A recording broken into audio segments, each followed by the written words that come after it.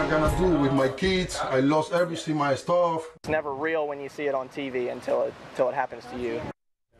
Florida continues to struggle to deal with what is left from their lives being devastated by Hurricane Irma. U.S. Navy warships are joining search and rescue operations in the hard-hit Florida Keys. Irma is now a tropical depression, but the system continues to move across Georgia, Alabama, the Carolinas, Mississippi, and Tennessee. There are at least 4 storm-related deaths in Florida. 10,000 people may need evacuation from the storm-ravaged Florida Keys.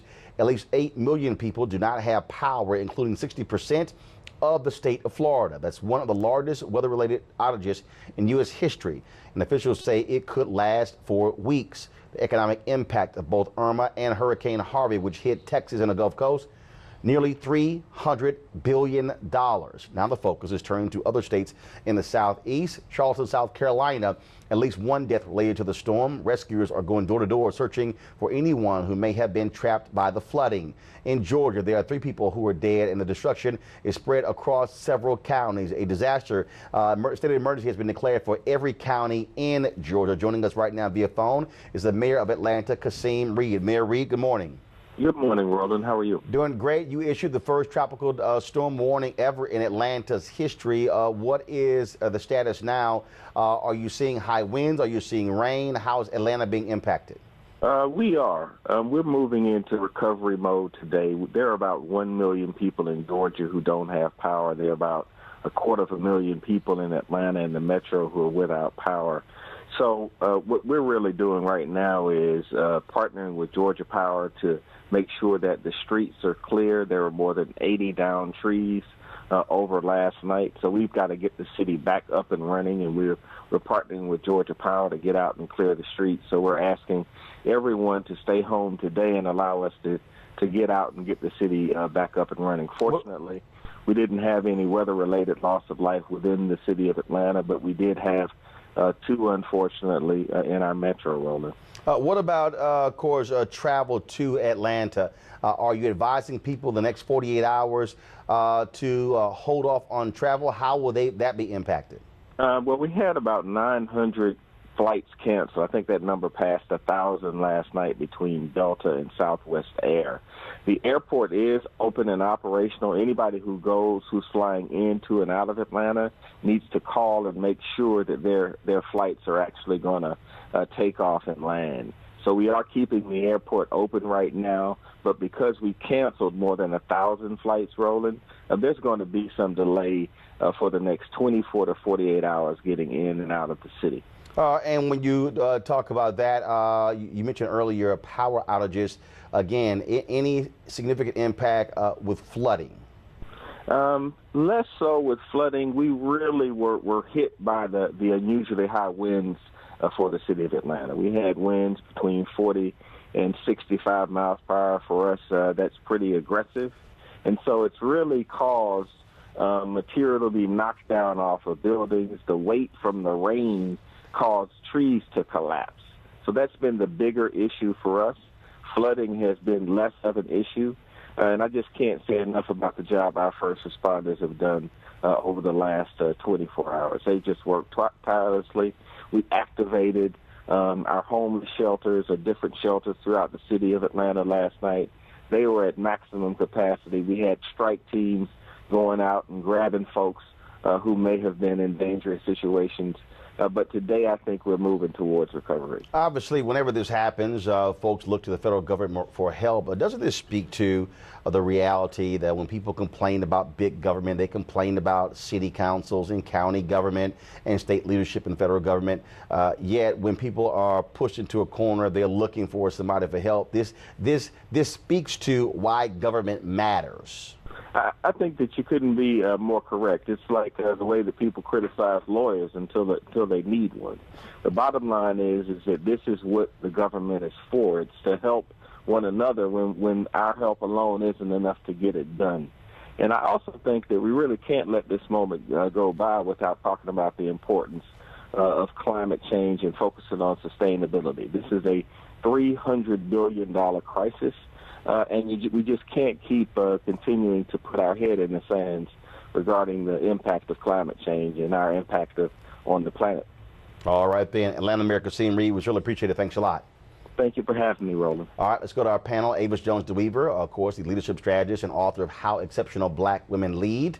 George Farrell, founder of Real Black PAC, and Tiffany Lofton, civil and labor union organizer. I want to talk about the climate change piece. I mean, it's not getting lots of attention from folks when it comes to a lot of mainstream media. You cannot deal with this whole issue of the hurricanes, the earthquake, all these other things happening, and not confront climate change. Even the Pope yesterday spoke about that. Absolutely. I mean, and what's really disturbing is that you have people who know better, who continue to peddle lies. I mean, it's just really ironic that not so long ago you had the governor of the state of Florida specifically saying we are not going to even allow anyone to use the term climate change in the state. And now you see Florida so heavily impacted.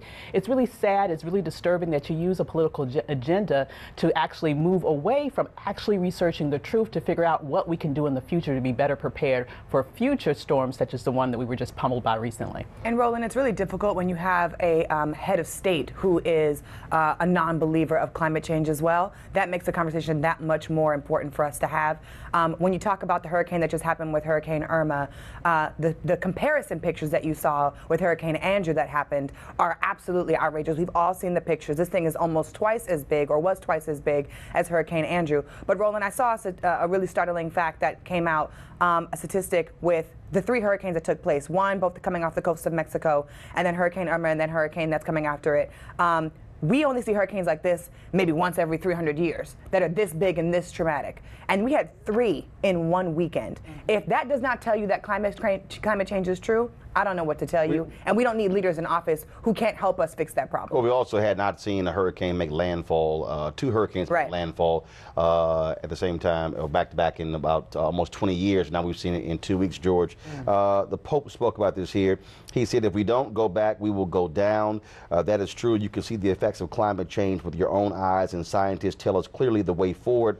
All of us have a responsibility, all of us, some small, some big, a moral responsibility to accept opinions or make decisions. I think it is not something to joke about. And maybe he was speaking about Donald Trump, the Republicans, when he said this here, quoting the Old Testament, quote, man is stupid, a stubborn, blind man. At some point, and then he said those who deny climate change should go to the scientists and ask them. They are very clear, very precise. When will your party stop playing around? You got climate deniers who are in the EPA. You got a climate denier who's the president, and they don't want to own up to the reality. Something is happening, and they're saying, oh, it's going to cost us money. Yeah, $300 billion, Harvey and Irma. Well, I think there is climate change. First of all, we need a better definition of climate change. Second of all, it's not just the United States that needs to act on its own. Other countries have to get involved in this climate change. George, you have China that's probably causing more damage than the United States. We're not holding other countries accountable. For the change. There's a difference between saying hold another country accountable and then the leadership of this country denying it even exists. When this president is appointing individuals to major leadership positions who are in complete denial about climate change, I can't ask somebody else to do something when I don't even think it exists. That's the equivalent of that literally is the equivalent of somebody saying, look, I'm not healthy, I'm not exercising, I'm not eating right, but you better go ahead and start eating right, exercising. But we need other countries to step forward. The United States can't be the leader in everything, George, hold up, George, one second, I gotta stop you right there. Looking at using electric cars, they're acknowledging this, instead of getting away from gas-powered cars to reduce their carbon footprint. Other countries have to step forward. George, hold up. Now, if you want to talk about Make America First, we're going to keep America first in this conversation, okay? So don't try to shift and deflect to some other countries. I'm asking you specifically about this country. Why does George do not agree? No, it's a lie. George, that is a lie. George, lie. George, that is a lie. George, why are you lying? I am not lying. George, right there alone. This is the lie Republicans keep projecting. You throw out the lie, the scientists don't agree. Okay, so how many do you need? Do you need 9,000 or do you need 8,000? Because right now you got about 8,900. So you saying you need 9,000 to agree? Because you got about 8,900 agreeing right now. Look. I agree that there's some things going on with climate change, but a lot of people aren't doing it. The United States is probably the only country that has real sewage treatment. And right now we don't have any in Florida because of a hurricane. But there's got to be some kind of agreement for every country to do their job with sewage treatment. George, let me go back to what I said. Yes. This president, this Congress, your entire party, okay, as an official position, is in utter denial about climate change. You have Senator John McCain who says we are going to have to address this. Your party, as an infrastructure, as an apparatus, as your leadership, is in denial. Why do you keep trying to deflect to other countries? If you as a party, if your party cannot accept the reality, you can't ask somebody else to do something when you can't even accept it. We have to do it in partnership with other countries. We can't. Everybody wants to make the United States. What was the Paris Agreement? The Paris Agreement didn't benefit this country in terms of carbon. Footprint. No, the Paris Agreement was I'm more directly affected than anybody here. The definition of the solution, right? What you're prescribing. But we need China to step forward. We need Korea to step forward. We need Japan. We need all the developed nations to come up with. George, well, now they're all working together without George, how can you say we need other countries to step forward when this because they cause more damage. They cause more damage than the U.S. When the current leadership here won't even step forward. You can't ask somebody else to do something you won't do. We have to have an agreement that benefits the U.S. first. Okay, there we go. Weekdays on TV One. I will never lie to you. Oh, my God. Roland Martin. He doesn't want to talk to us. He wants to ignore us. Uncensored. Hell no. That ain't gonna cut it, boo. Unapologetic. No, that is fundamentally false. You are wrong. Unfiltered. He wants an America where we all look alike. He ain't talking about black people. Unrelenting. You better go work out, because you got a fight on your hands. NewsOne Now with Roland Martin. Weekdays at 7 a.m. on TV One.